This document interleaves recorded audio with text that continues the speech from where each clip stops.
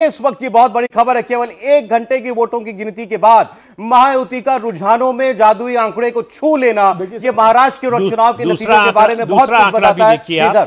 कि महाविकास आघाड़ी की कुल जितनी सीटें हैं बीजेपी के अकेले उससे ज्यादा है। बीजेपी के अकेले उससे ज्यादा, बिल्कुल आपने ठीक कहा। 83 सीटों पर बीजेपी आगे है और 74 पर पूरी महाविकास आघाड़ी यानी कांग्रेस, उद्धव ठाकरे, शरद पवार तीनों को मिलाकर के 74, बीजेपी अपने दम पर 80 से ज्यादा सीटों पर आगे चल रही है। और जादुई आंकड़े को महायुति का छू लेना 1 घंटे की शुरुआती गिनती में ही ये आपको आने वाले वक्त में जो ट्रेंड्स रहने वाले हैं उसका एक इशारा जरूर दे रहा है। मतलब महाराष्ट्र को लेकर जो अनुमान थे, यानी कि भारतीय जनता पार्टी गठबंधन स्वीप कर सकता है, ये तो कुछ लोग, ये कुछ एग्जिट पोल्स ने ऐसा भी कहा था, लेकिन ज्यादातर पोल्स का यह कहना था कि सरकार बनाने में कामयाब होगी महायुति। वो इस वक्त होता हुआ दिखाई दे रहा है। 145 पर आपको बीजेपी गठबंधन आगे दिखाई दे रहा है। 145 ही चाहिए महाराष्ट्र में, वो मैजिक फिगर है ये जिस पर सरकार बनती है।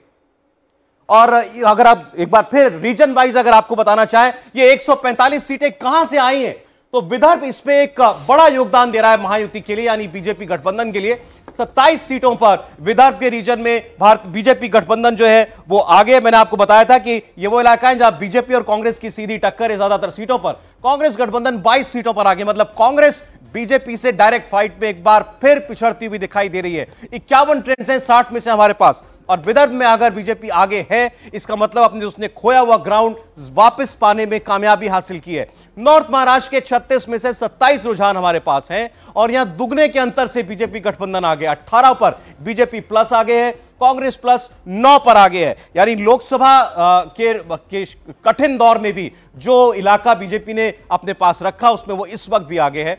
पश्चिम महाराष्ट्र में लेकिन जबरदस्त उलटफेर हुआ है। अजीत पवार शरद पवार पर जबरदस्त भारी पड़ते हुए दिखाई दे रहे हैं। अपनी सीट पर तो आगे हैं ही, डायरेक्ट कॉन्टेस्ट की ज्यादातर सीटों में अजीत पवार शरद पवार को फिलहाल हराते हुए दिखाई दे रहे हैं। इसीलिए आपको ये ट्रेंड्स दिख रहे हैं। पश्चिम महाराष्ट्र में यहां पर एकनाथ शिंदे भी अच्छी सीटों पर लड़ाई लड़ रहे हैं। बीजेपी तो है ही 30 सीटों पर आगे और कांग्रेस गठबंधन 18 सीटों पर फिलहाल आगे दिखाई दे रहा है। पश्चिम महाराष्ट्र में एक और क्षेत्र जो बीजेपी के पास जा रहा है, ठाणे कोंकण, ट्रेडिशनली एकनाथ शिंदे बीजेपी के लिए अच्छा इलाका है। यहां पर उद्धव ठाकरे का भी अच्छा दबदबा है, लेकिन ट्रेंड्स में आपको बीजेपी गठबंधन बेहतर करता हुआ दिखाई देगा। दुगने से ज्यादा अंतर से 23 सीटों पर इस कोस्टल बेल्ट में आपको बीजेपी प्लस आगे बढ़ता हुआ दिखाई दे रहा है। ऐसे ही मराठवाड़ा बीजेपी का आगे होना बता रहा है कि बीजेपी ने अपनी नैरेटिव की लड़ाई बहुत अच्छी तरीके से लड़ी है। बहुमत से 2 सीटें आगे निकल गई है। महायुति की बात करेंगे सौरभ, तो बहुमत के आंकड़े से 2 सीटें आगे निकल गई है महायुति, यानी आंकड़ा महायुति का अभी बढ़ता जा रहा है।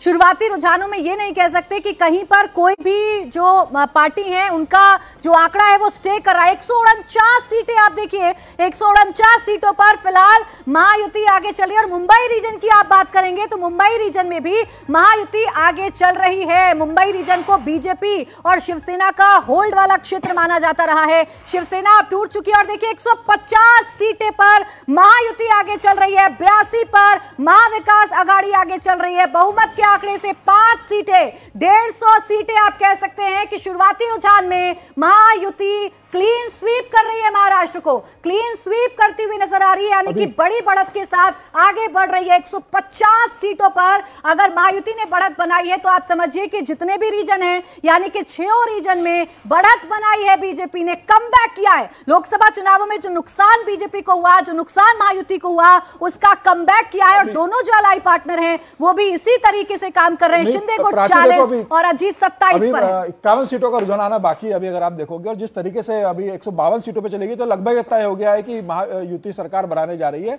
और यह भी तय है कि भारतीय जनता पार्टी जो पिछला रिकॉर्ड है उसके ज्यादा सीटें जीत सकती है। मतलब जनता ने, महाराष्ट्र की जनता ने बता दिया है कि केंद्र में नरेंद्र, प्रदेश में देवेंद्र हमें चाहिए। और मुझे लगे पूरे महाराष्ट्र में जैसे सीटें आ रही है कि प्रदेश की जनता आप जो ठीक कह रहे हैं, 50 से ज्यादा ट्रेंड्स आ रहे हैं अभी महाराष्ट्र के अंदर बाकी हैं। बीजेपी गठबंधन 150 के पार है और बीजेपी अपने दम पर 80 के पार है। तो बीजेपी क्या उस 105 को बीट कर पाएगी? बहुत मुमकिन है, अगर अभी इतने रुझान अभी आना बाकी है। बीजेपी 84 सीटों पर इस वक्त आपको अपने दम पर आगे बढ़ती हुई दिखाई दे रही है। शिंदे सेना 40 पर, एनसीपी शरद पवार 27 दिख रहा है कि महाविकास आघाड़ी में शरद पवार और उद्धव ठाकरे दोनों कमजोर कड़ी साबित हुए हैं जी। कांग्रेस को नीचे घसीट रहे हैं। कांग्रेस बहुत अच्छा कर रही है, तो शायद अगर ये मदद करते तो कांग्रेस की स्थिति या उस गठबंधन की स्थिति बहुत अच्छी होती। तो जो लग रहा था कि इधर अजीत पवार कमजोर कड़ी होंगे, वो बीजेपी और शिंदे को नीचे ले जाएंगे, ऐसा होता हुआ नहीं दिख रहा। बल्कि जिनको मजबूत माना जा रहा था, खासतौर से शरद पवार को, मुंबई में वो अपने इलाके में बहुत बुरी तरह से 236 सीट के ट्रेंड्स आ चुके हैं। 153 सीट पर बीजेपी आगे, यानी कि बीजेपी का जो गठबंधन है, महायुति का जो गठबंधन है वो आगे है। महाविकास आघाड़ी 81 पर आगे है और अदर्स के खाते में 2 सीटें हैं। लेकिन फिलहाल जो मुकाबला है इन दोनों गठबंधनों के बीच में है और इस मुकाबले में शुरुआती रुझान में महायुति काफी आगे निकल गई है, मैजिकल फिगर को छूकर भी काफी आगे निकल गई है। और अगर यही ट्रेंड बरकरार रहते हैं तो आप ये कहिए कि महायुति ने महाराष्ट्र में क्लीन स्वीप कर दिया है। जो बटेंगे कटेंगे का नारा यहां पर भारतीय जनता पार्टी लेकर आई, अपने दोनों अलायंस पार्टनर को लेकर चली, 156 सीटें उस पर मुहर लगा रही हैं, यानी बहुमत का आंकड़ा महायुति क्रॉस कर चुकी है और 157 ये देखिए आप जो बीच में नंबर चल रहे हैं 157, यानी जो बीच वाला जो आपको कांटा दिखाई दे रहा है 145 का कांटा है, इस कांटे को महायुति ने पार कर लिया है, 157 पर आगे चल रही है। इसको आप कह सकते हैं बीजेपी गठबंधन की लहर कहिए, इसको क्लीन स्वीप कहिए, दोनों चीजें कहना ठीक होगा। 158 पर इस वक्त आगे चल रही है। 48 सीटों के रुझान अभी आना बाकी है।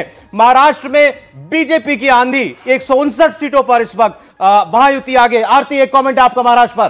देखिए 160 मुझे लगता है कि जो आखिर सेकेंड हाफ में पोलिंग हुई 20 तारीख को, ये नंबर दिखाता है कि बीजेपी के सपोर्टर्स, शिवसेना के सपोर्टर्स और शायद अजीत पवार के सपोर्टर्स भी खुल के वोट किए हैं।